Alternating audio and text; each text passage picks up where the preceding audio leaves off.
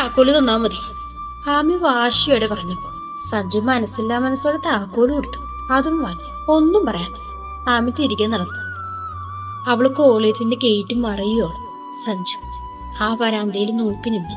എന്തോ പന്തികേടുണ്ടല്ലോ അവൻ ഓർത്തുകൊണ്ട് വീണ്ടും ഓഫീസ് റൂമിലേക്ക് കയറിപ്പോയി. പിന്നീട് എപ്പോഴും ആമിയെ വിളിച്ചിട്ട് കിട്ടുന്നില്ലെന്നും പറഞ്ഞു. സിനിയമ്മ സഞ്ജുവിനെ വിളിച്ചിരുന്നു. അവൾക്ക് തലവേദനയാണ്, വീട്ടിലേക്ക് വിട്ടെന്ന് അവൻ പറഞ്ഞു. അവനും അതിനുശേഷം ആമിയെ വിളിച്ചിട്ടില്ല. ആമി ഫോൺ എടുക്കുന്നില്ലായിരുന്നു. ഉച്ചതിരിഞ്ഞ് ക്ലാസ് ഉണ്ടെങ്കിൽ അവനൊന്നിനും കോൺസെൻട്രേറ്റ് ചെയ്യാൻ പറ്റുന്നില്ലായിരുന്നു. മനസ്സ് മുഴുവനും ആമിയാണ്. ഇതെന്താ പറ്റിയത്? അങ്ങനെ നിൽക്കുമ്പോഴാണ് സിനിയമ്മ അവനെ വീണ്ടും വിളിക്കുന്നത്. സഞ്ജു, നീ ആമിയെ വിളിച്ചിരുന്നോ? വിളിച്ചു നോക്കി, പക്ഷെ അറ്റൻഡ് ചെയ്യുന്നില്ല. ചിലപ്പോ തലവേദനയായിട്ട് കിടക്കുമായിരിക്കും. അവളുടെ തലവേദനയെ കിടന്നാ മാറില്ല. നീയല്ലേ കാരണക്കാരൻ? അമ്മ ദേഷ്യത്തില. ഞാനോ? അമ്മ എന്തീ പറയണേ? അവൻ ക്ലാസ്സിൽ നിന്ന് പുറത്തേക്ക് ഇറങ്ങി. ആമിയെ തിരിച്ചു വിളിച്ചിരുന്നു. ആ പെണ്ണെ അവിടെ കിടന്ന് കരയുക. കെട്ടിയമ്മാൻ ഇങ്ങനെയായാലേ പെണ്ണുങ്ങൾക്ക് കരയാൻ മാത്രം നേരം കാണും. അമ്മേ, എനിക്ക് ദേഷ്യം വരുന്നുണ്ട്. ഒന്ന് കാര്യം തിരിച്ചു പറയുന്നുണ്ടോ? ഇന്ന് അവളുടെ പിറന്നാളാണെന്ന കാര്യം നിനക്കറിയോ? പിറന്നാളോ? അഭിരാമിയുടെ പിറന്നാളാണോ ഇന്ന്? സഞ്ജുവിന്റെ കണ്ണുവിടർന്നു പോയി. ഓഹോ, അപ്പൊ നിനക്കറിയില്ല? സിനിയമ്മയുടെ ചോദ്യത്തിനൊപ്പം സഞ്ജു ഓർത്തു നോക്കി. ജൂൺ 14. ശരിയാ, ജൂൺ 14 ആമിയുടെ ബർത്ത്ഡേ ഡേറ്റ്. എപ്പോഴും അവളുടെ സർട്ടിഫിക്കറ്റിൽ അത് ശ്രദ്ധിച്ചിട്ടുണ്ട്. അയ്യോ അമ്മ, ഞാനത് ഓർത്തില്ല, മറന്നുപോയി. സഞ്ജു നെറ്റി ചൊറിച്ചു. വളരെ നല്ല കാര്യം. പക്ഷെ കൂട്ടുകാരുടെ ബർത്ത്ഡേ ഡേറ്റ് ഓർത്തു വെക്കാം. കേക്ക് മുറിക്കാനൊന്നും മറന്നില്ലല്ലോ. എന്തേ ഭാര്യയുടെ മറന്നുപോയത്? ഓ, അവരൊക്കെയല്ലേ നിനക്ക് പ്രിയപ്പെട്ടത്. അഭി ആരല്ലേ? ഞാൻ നിർബന്ധിച്ച് നിന്റെ തലയിൽ കെട്ടിവെച്ചുരുത്തി. അമ്മേ, സഞ്ജുവിന്റെ ശബ്ദം. വേണ്ട, കേൾക്കുന്നവർക്ക് ഇതൊക്കെ നിസ്സാരമാണ്. പക്ഷെ അവൾക്ക് അങ്ങനെയല്ല. നീ അവളെ വിഷ് ചെയ്യാത്തത്, കേക്ക് മുറിച്ചതൊന്നുമല്ല, ഗിഫ്റ്റ് കൊടുക്കാത്തതൊന്നുമല്ല പ്രശ്നം. ശില്പംസിന്റെ ബർത്ത്ഡേ ആഘോഷതുകൊണ്ടാ നീ അവൾക്ക് കേക്ക് മേടിച്ച് വായ മുറിച്ച് കൊടുത്തെന്നും പറഞ്ഞ്. കൊച്ചുപിള്ളേരെ കൂട്ടെ അവളത് പറയണമെങ്കിൽ നിന്നോട് അവൾക്ക് എന്തോരു ഇഷ്ടം ഉണ്ടാകും. എത്ര സങ്കടം ഉണ്ടായിട്ടുണ്ടാവും അവൾക്ക്. സിനിയമ്മക്ക് സങ്കടം വന്നുപോയി. സഞ്ജുവിന് മറുപടി ഇല്ലാതെ തൊണ്ടയിലൂടെ ഒരു പാരം ഇറക്കി. ആമിയുടെ കലങ്ങിയ കണ്ണുകൾ അതേ കണ്ണിന് തന്നെ ശില്പയെ നോക്കി നിന്നത്. തലവേദനയാണെന്നും പറഞ്ഞു പോയത്. ഇതായിരുന്നു കാര്യം. അവള് പറയോ സാറിന് അവൾ ഇഷ്ടമല്ലെന്ന്? അവളോട് വെറുപ്പാണ്. സിനിമ നിർത്താതെ ആമി പറഞ്ഞതെല്ലാം പറഞ്ഞു കൊടുക്കുക. അമ്മ പ്ലീസ്, സത്യമായിട്ടും ഞാൻ മറന്നുപോയി. പിന്നെ ശില്പയുടെ ബർത്ത്ഡേ ഡേറ്റ് അത് ഞാൻ ഓർത്തു വെച്ചതൊന്നുമല്ല. ടീച്ചേഴ്സിന്റെ വാട്സപ്പ് ഗ്രൂപ്പിൽ വന്നതാ. അതിന് ഞാനൊരു കേക്ക് വാങ്ങിപ്പോയി. അമ്മ അതിന് നീ എന്നെ കുറ്റം പറയല്ലേ? സിനിയമ്മ അതിന് മറുപടി ഒന്നും പറഞ്ഞില്ല. ഇന്നത്തെ ദിവസമൊന്നും അവസാനിച്ചിട്ടില്ലല്ലോ. അവൾ സാങ്കോടുക്ക് ഞാൻ മാറ്റിക്കൊടുത്തോളാം. സഞ്ജു ചിരിയോടെ പറഞ്ഞു. അതിന് സങ്കടപ്പെടുത്തരുത് സഞ്ജു. അവൾക്ക് ആരുമില്ലെന്ന് തോന്നാൻ ഒരവസരം കൊടുക്കരുത്. കേട്ടമ്മേ, ഒരബദ്ധം പറ്റിയതല്ലേ, അതെങ്ങനെ പരിഹരിക്കണമെന്ന് എനിക്കറിയാം. അമ്മ ധൈര്യമായിട്ട് ഫോൺ വെച്ചു. അവൻ പറഞ്ഞു. അപ്പുറത്ത് ഫോൺ വെച്ചു. സഞ്ജു ഫോണ് ചുണ്ടോട് ചേർത്ത് മുട്ടിച്ച് തൂടി ചാരി നിന്നു. അപ്പൊ അതാണ് കാര്യം. പിറന്നാളുകാരി പിണക്കത്തിലാണ്, സങ്കടത്തിലാണ്. അവരൊരു പുഞ്ചിരിയോടെ ക്ലാസ് റൂമിലേക്ക് നടന്നുപോയി. രാത്രി 8 മണിയോട് അടുത്തിട്ട് സഞ്ജു വീട്ടിൽ വന്നിട്ടില്ല. അവൻ എവിടെയാണെന്ന് വിളിച്ച് ചോദിക്കണമെന്നുണ്ടെങ്കിൽ ആമിക്കതിന് കഴിഞ്ഞില്ല. പിണക്കും പരിപ്പവും എല്ലാം കൂടിക്കൊണ്ടിരുന്നു. താനിവിടെ ഒറ്റക്കാണെന്നൂടി ഓർക്കാതെ ഇതെവിടെ പോയി? ആമി അവളുടെ തട്ടിൽ ചുരുണ്ട് കൂടി കിടന്നു. വൈകിയെന്ന് വിശപ്പിന്റെ വിളി മുഴങ്ങിയിട്ട് ആരോടുള്ള വാശ പോലെ അവൾ അതൊന്നും ഗൗനിക്കാൻ പോയില്ല. ഒരു ഗ്ലാസ് കട്ട പോലിട്ട് കുടിച്ചില്ല. ഉറങ്ങി കുറച്ചു മുമ്പ് എഴുന്നേറ്റത്. തലവേദനയും മാറിയിട്ടുണ്ട്. മുറ്റത്ത് സഞ്ജുവിന്റെ കാറിന്റെ ശബ്ദം കേട്ടു. ആമി വേഗം ജനലിലൂടെ നോക്കി. സഞ്ജു വരുന്നുണ്ട്. അവൾ വേഗം എഴുന്നേറ്റ് മുഖവും കണ്ണുകൾ അമർത്തി തുറച്ചു. ബാത്റൂമിൽ പോയി കഴുകിയിട്ട് മുഖം ഇരുമ്പിച്ചിരിക്കുന്നു. അത്രയും കരഞ്ഞു. സഞ്ജു പോളിംഗ് ബില്ല് അമർത്തിയപ്പോ ആമി മുഖത്ത് വെള്ളം ഒപ്പുകയായിരുന്നു. രണ്ടാമത് ബെല്ലടിച്ചപ്പോഴേക്കും അവൾ വന്ന് കതകം തുറന്നു. സഞ്ജു ആമിയൊന്ന് ആട്ടി മൂടി നോക്കി. മുഖം തരാതെ വാതിലോട് ചേർന്ന നിൽപ്പു. കിടക്കുകയായിരുന്നോ? അവനകത്തേക്ക് കയറി. ആമി തലയാട്ടി. തലവേദന കുറഞ്ഞു. ആമി അതിനും തലയാട്ടി. പിന്നെ കഥകടിച്ച് കുറ്റിട്ടു. ശില്പ താമസിക്കുന്ന അപ്പാർട്ട്മെന്റില് അവളുടെ ബർത്ത്ഡേ പാർട്ടി ഉണ്ടായിരുന്നു. ഫ്രണ്ട്സും ഫാമിലിയൊക്കെ ചേർന്ന്. ഞാൻ പറഞ്ഞൊന്നും എനിക്ക് ഒരേ വാശിയും. അതാ ലേറ്റായത്. റൂമിലേക്ക് കയറുന്നു. ഷർട്ടിന്റെ ബട്ടൺസ് അഴിച്ച് അവരത് പറയുന്നു. ആമി അവനെ മുഖം ഉയർത്തി നോക്കി. ദേഷ്യഭാവക്കല, നിസ്സഹായമായ നോട്ടം, ഉണ്ടക്കവറിന് ചുവന്ന് പറക്കുന്നുണ്ടായിരുന്നു. ഒരു ഗ്ലാസ് കാട്ടിനിട്ടേ റൂമിലേക്ക് കൊണ്ടുവരാവോ അഭിരാമി? ഞാനൊന്ന് ഫ്രഷ് ആവട്ടെ, ആകെ മോഷിഞ്ഞു. അവൻ റൂമിൽ കയറി ഡോറും ചാരി. ആമി അടുക്കളയിലേക്ക് ചെന്നു വെള്ളം തിളപ്പിക്കാൻ വെച്ച. ആ വെള്ളം പോയി അവളുടെ കണ്ണുനീര് തിളച്ചു പൊത്തി. എന്തിനെങ്ങനെ കരയുന്നറിയില്ല. സാറിന് തന്റെ പിറന്നാൾ അറിയില്ല. അതൊരു പ്രശ്നമായിട്ട് എടുക്കേണ്ട ആവശ്യമുണ്ടോ? പക്ഷെ മറ്റൊരാളെ കുറിച്ച് ഇങ്ങനെ പറയുന്നത് കേൾക്കും. തന്നെക്കാൾ കൂടുതൽ ഇമ്പോർട്ടൻസ് മറ്റൊരു പെണ്ണിന് കൊടുക്കുന്നുണ്ടെന്ന് അറിയുമ്പോൾ ആമി കണ്ണുകൾ തുറച്ചു.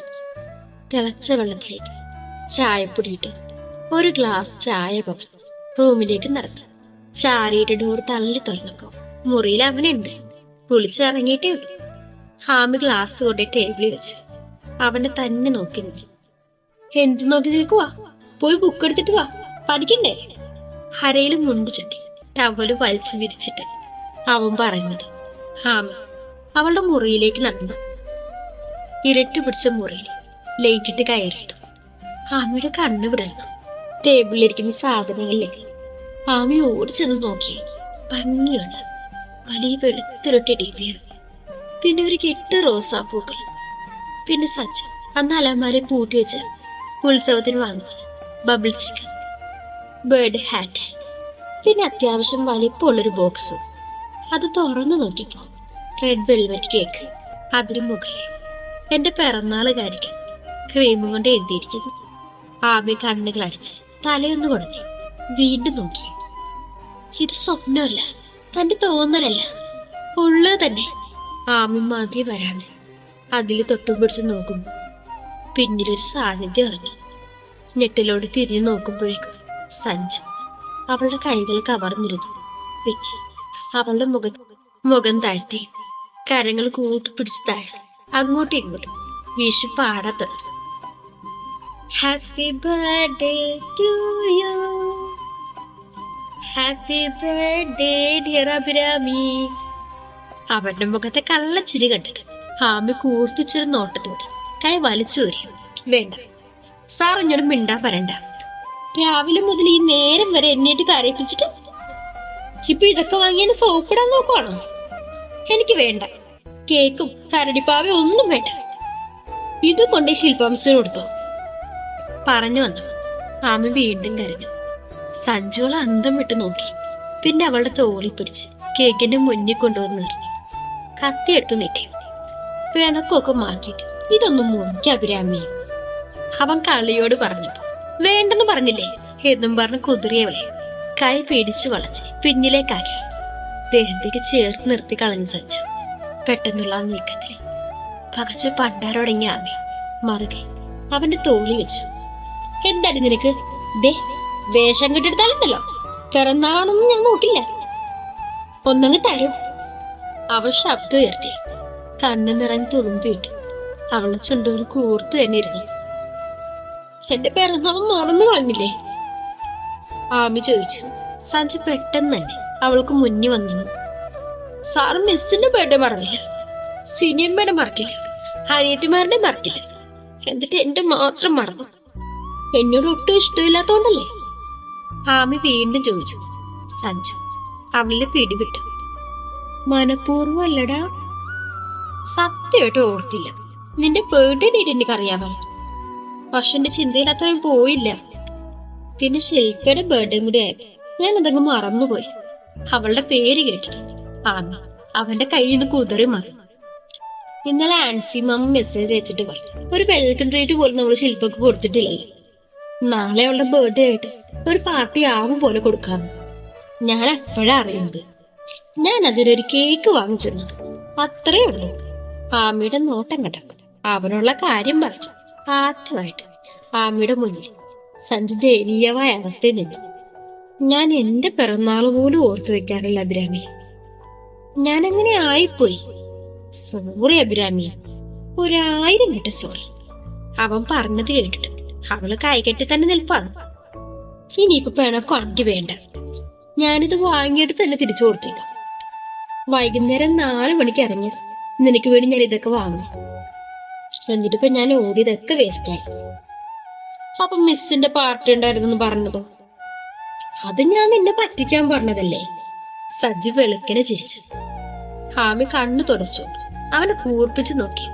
പിന്നെ ആ കയ്യിൽ തട്ടിപ്പറിച്ചു മേടിച്ചു കേക്ക് മുറിക്കാൻ പാകത്തിന് നിന്നു. അവന്റെ മുഖം തെളിഞ്ഞു.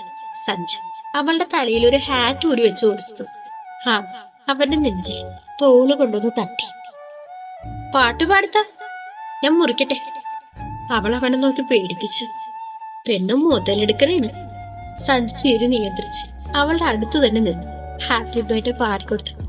ഹാമി കേക്ക് മുറിച്ച് ആദ്യത്തെ പീസ് സ്വന്തം വായിലേക്ക് തന്നെ വെച്ച് അവനെ വിജയി ഭാവത്തിൽ നോക്കി. സഞ്ജു ആ കുറുമ്പ് പാടെ ആസ്വദിച്ചു. ഹാമി വിഷു കെമിയോട് ഒരു പീസ് അവന്റെ വായിലും വെച്ചു കൊടുത്തു. നല്ലൊരു ദിവസമായതുകൊണ്ട് ഞാൻ പിന്നെ അധികം മസിൽ പിടിക്കാതെ ശ്രമിച്ചത്. ഈ ദിവസം ഞാൻ മറക്കൂല, സാറും മറക്കരുത്. ഇതൊരു പാഠമായിട്ട് ഓർമ്മയിലിരിക്കട്ടെ. ആയിക്കോട്ടെ പൊന്നേ. അവൻ കൈ കൂപ്പി കാണിച്ചു. ആമി ക്രീം പറ്റിയ വിരൽ നുണഞ്ഞുകൊണ്ട് ചിരി ഒളിപ്പിച്ചു. സഞ്ജു അവളുടെ കൈ പിടിച്ച് ബെഡിലിരുത്തി. കൂടെ അവനും ഇരുന്നു. ഇനി എന്താണെന്ന ഭാവത്തിൽ അവൾ അവനെ നോക്കിയത്. സഞ്ജു പോക്കറ്റിൽ തന്നെ ഒരു കുഞ്ഞു ചെപ്പെടുത്തു. ജ്വല്ലറി ബോക്സ് ആണെന്ന് കാണിക്കേ ആമി കണ്ണു വിടർത്ത് നോക്കി. അത് തുറന്നു നോക്കിയപ്പോ കുഞ്ഞു മുത്തുകൾ പിടിപ്പിച്ചൊരു ഭംഗിയുള്ള ബ്രേസ്ലെറ്റ്. ഇതെനിക്കാണോ? ആമി ചോദിച്ചു. സഞ്ജു അവളുടെ ഇടം കയ്യിൽ അത് കെട്ടിക്കൊടുത്തു. ശരിക്കും ഇത് ഗോൾഡാണോ? ആമിക്ക് വിശ്വസിക്കാൻ വയ്യ. അതെല്ലോ. ഇനിയിപ്പൊ സഞ്ജയ് സാറിന് ഇഷ്ടമല്ല, സാറിന് എന്നെ വെറുപ്പാണെന്നുള്ളതൊക്കെ പൊട്ട ചിന്ത. അതെടുത്ത് അങ്ങോട്ട് കളഞ്ഞേക്ക്. അടി വന്നി കൈച്ചയില് കൊലുത്തു മുറുക്കിയിട്ടുണ്ട്. അവനൊരു താളത്തിൽ പറഞ്ഞു. സിനിയമ്മെല്ലാം പറഞ്ഞല്ലേ. ആമി ചൂളി. സജു അർത്ഥം വെച്ചെന്ന് മൂളി. അപ്പൊ സാറിന് എന്നെ ഇഷ്ടമാണോ? അങ്ങനെ ഇഷ്ടമൊന്നുമില്ല, എന്ന വെറുപ്പൊട്ടുമില്ല. പിന്നെന്താ ഉള്ളത്? ആമിക്ക് ആകാംക്ഷ. എനിക്കറിയില്ലെങ്കിലും നിനക്കിത് ഇഷ്ടമായോ? ആമി വിഷയം മാറ്റി. ഒരുപാട്. പക്ഷെ ഒത്തിരി പൈസയായി കാണില്ലേ? അവളതി തലോടി. ആവട്ടെ, എന്റെ ഭാര്യയ്ക്ക് വേണ്ടിയല്ലേ. സഞ്ജുവിന്റെ ചിരി. ആമി വീണ്ടും മയങ്ങി. ആദ്യമായിട്ട് എന്റെ ഭാര്യ എന്ന അവരുടെ പ്രയോഗം അവളുടെ മനസ്സ് നിറഞ്ഞു. ഞാൻ സാറിനൊന്ന് കെട്ടിപ്പിടിച്ചോട്ടെ? പെട്ടെന്ന് അവള് ചോദിച്ചു. എന്തിനാ? സഞ്ജു പാതറി. എന്നിട്ട് പറയാം. ആമി അവന്റെ നെഞ്ചിലേക്ക് നോക്കി. തുടരും.